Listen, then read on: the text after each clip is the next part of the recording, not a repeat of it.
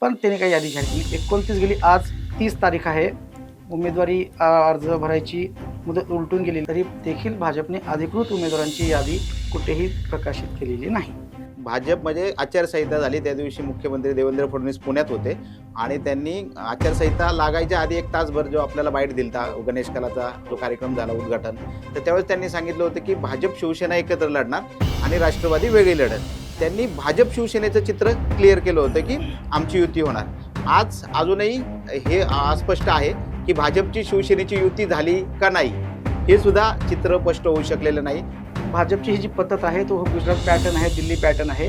त्यांनी तिथल्याही निवडणुकांमध्ये कधीही त्यांनी अशी उमेदवारी यादी जाहीर केली नाही. गपचूप जे काय आहे ती उमेदवारी दिली. रविवारी बारामतीत सगळे पवार कुटुंबीय व्यासपीठावर होते आणि व्यासपीठावरचं दृश्य आपण बघितलं की अजितदादा अदानींच्या खुर्चीवर जाऊन बसले आणि साहेबांच्या कानात बोलले. त्याच्यानंतर ते चित्र म्हणजे दोन्ही राष्ट्रवादी एकत्र येणार हे स्पष्ट झालं. मग भाजपची ही जरी काँग्रेस निवडली, दोन्ही शिवसेना निवडली, दोन्ही राष्ट्रवादी निवडली, कोणीही उमेदवारी यादी जाहीर केलेली नाही. मला वाटतं मी गेल्या 3 निवडणुका बघितल्यात, एवढा गोंधळ मी कधी बघितला नव्हता. म्हणजे भाजप शिवसेनेचं पहिल्या दिवशी ठरलं, त्यांची अवस्था तीच आहे आणि ज्यांचं आज एक उद्या एक आज एक उद्या एक जे होतं ते अजूनही कायम आहे. आता थोडंफार काँग्रेस आणि ठाकरेंचं कौतुक केलं पाहिजे की त्यांनी बसले, फार कमी वेळ मिळाले त्यांना, पण जे काही वेळ मिळाली त्यांच्यात त्यांनी चांगल्या पद्धतीने जागा वाटप केलं आणि ते पुढे गेले.